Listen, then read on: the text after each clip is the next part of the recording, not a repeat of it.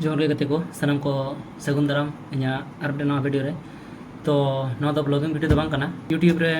और फेसबुक रे अड़ी जिका गे नेलोक कना जे ऑलचिकी दो किछु जन को विरोधे तबना तो ओना बारे तेगे कटे इन लई तबना फेसबुक रे हनी नेल केदा तो ओना दो ना कनी उदुक तबना जे जहां को मेनदा जे दा दो दाग कना और आबुआ दो जहां होरते ओलोक कना ओना दो आबुवाग लेगाते ओलोक कना किंतु उनका दो बांग कना जहां बोन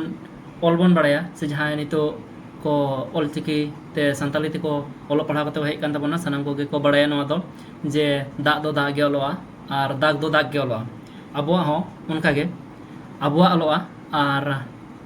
आबुवाग हो ओलोआ किंतु आबुवाग दो आबु दो बबन मेन गया आबुआ गेबन मेन गया और आबुआ गे ओलोग गया तो ऑलचिकी रे उनका दा बनु ओकादा इन मेता को जहां को विरोधे तबना कटी नेल पे ऑलचिकी दो सनाम किछु गे ओलोगो कना जहाना गे हरतेम रोडदा सनाम किछु गे ओल दाड़े अमनते तो उनका दो बांग कना जे बांग ओलोआ अब जहां पे लई तबना दा और दाग ओना हो ओलोग कान गया तो शुधु बड़ा हुई तपया जे ओकाला कते ओलोग कना प्रथम रे ओट और गो दो ओ मेनते उचरो सेणा तबन पे और ओहत ना गटी दा व्यवहार बुझ तबन पे तो सनाम गे और भाषा दो एमनीते टोठाकिय लेकाते भाषा दो सनाम को गे जुदा जुदा गया कि शुद्ध सानताली दो बांग्ला हो हिंदी हो टोठा टोठा हानते नाते हुयुग गया तो उना का लेकाते सानताल परगाना और उड़ीसा बेंगल करना जुदा जुदा हुई दड़या तो ओना निये दो बांग कना अबुआ दो नितो दो ऑलचिकी रना कथा कना आम जहां लकाम रोड़ा उनका गे ऑलचिकी तेम ऑल दड़या नोआ दो बांग कना जे आम ऑलचिकी बताव किदा माने उड़ीसा रे जहां लका रोड़ा उनका गे ऑल हुयुग तमा से बेंगल रे जहां लका रोड़ा उनका गे ऑल हुयुग तमा ओना दो कथा दो बांग कना आम जहां लकाम रोड़ा उनका गे एबार जहां जुदी पे मने तबना जे बांग ऑलोआ से जहां लका थाले वीडियो रना लतारे कमेंट तबन पे और लई तबन पे जे नोआ ऑल काते देखा पे तो सनाम को गे कमेंट तबन पे जहां बड़ाई सना पे ओना कमेंट पे और जहां को पे बड़ाई तबना ओना कमेंट तेलाय तबन पे तो सनाम को ठेन हर तहन कना सनाम कोते अब दोबन लहा चला मा जहां को बांग पे बुझ दड़ेगा तबना जे ओका लका रे चे चिक कना कटी ऑलचिकी ना कटी पुथी को ओना कटी हता तबन पे दया कते और इन हो कटी इन उदुय तबना जे चे लका दा और दागो कना और जहां लका अबोरेन आयमा के मेना को छातिक जाति को उनको जखन को रोड़ा उनको तो उनका को रोड़ गया जे दाग गया को से गहल को भागी लेका बाको उचरो दड़े खातिर ते उनको दो आयमा के उल्टा पल्टा को मेना किंतु अबोरेन हड़ बयहा को दो उनका दो बांग को मेन तबना सनाम को गे तबे फेसबुक रे मिटन जिनिस नेल लेदा आम और अबिन निये जहां रखाब लेना आम और अबिन निये दो इन हो सनाम को दो अबिन दो बइन मेताओ गया से बइन मने जे ओना दो ठीक कना मेनते अबिन दो खाली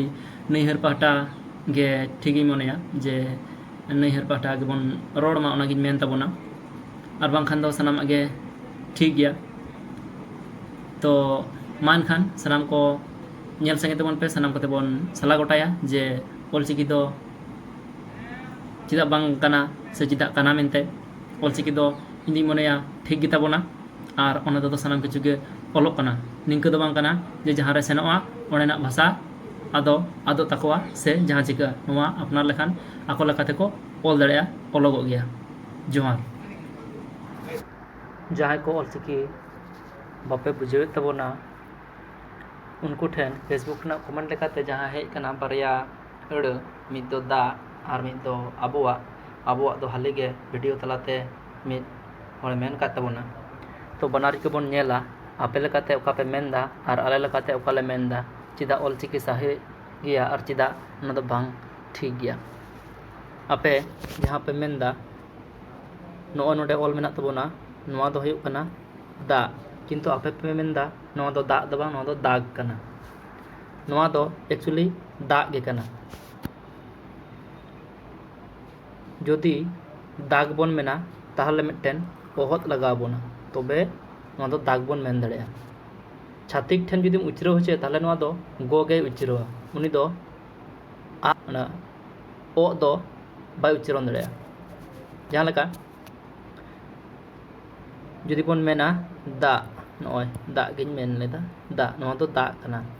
आर जुदी बन ओला दा आर ओहत बन लगावा ताहले नोआ दो दाग होइना नोआ ओहत रेना व्यवहार बापे बड़ाय ताबोना आर ओ दो गो पे उचराव ताबोना ओनाते दा दो पे दागे ताबोना आर पे मेनदा जे ऑलचिकी तो अशुद्ध गया ऑलचिकी तो बांग अशुद्धवा शुधु बाडाय हुआ जे ओका ठेनते चेद उचराग कना आर मिट्टेन जहाँ मेना ताबोना ओना दो हुयुग कना आबोआ नोना जहाँ ऑल मेना नोआ दो ऑल मेना आबोआ किंतु तेहिं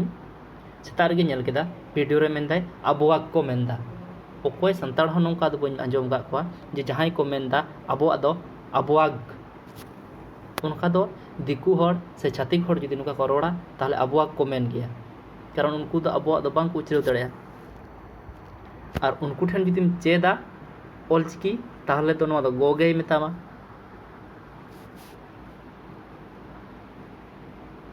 शुधु गो तहन खान दो ओना दो आबोआग गे उच्चारण हुआ और जुदी आबोआग गे मेना ताहले दो मिट्टेन ओहत लगा हुआ गो और ओहत निगे नितो हाबि तो नेल केदा झमेला रे पे पड़ाव कान ताबोना नों पे बुझाव लेखान पे बुझाव ᱧᱟᱢᱟ जे ऑलचिकी ते दो जहां को रोड़क कना ओना दो सानाम किछु गे ऑल दाड़ेया आबोआ और दा और दो कोनो झमेला बानुआ जुदी पे बुझाव दाड़े कना और मधेन लैदा दा दो उ आ ओ दा दाग जुदी बन मेना थाले नोडे मिट्टेन ओहत लगा ताबोना ठीक है कटी गिद्रा लेका बुझाव पेया और जहां को पे नेले ताबोना ऑलचिकी जहां पे सपोर्टे ताबोना और जहां को बापे सपोर्टे ताबोना सानाम को गे नोआ वीडियो लतार रे कमेंट ताबोन पे चे बापे बुझाव दाड़े कना जहां को बाको बुझाव दाड़े कना नोआ कमेंट पे जहां गे पे नेल दा ओना कमेंट रे रिप्लाई एमा को ताबोन पे सानाम को नोआ साला गोटा कते ऑलचिकी देबोन अपनार मा इनी बुझाव दा कदा जे ऑलचिकी दो नितो हाबि बाको बुझाव ᱧᱟᱢ काते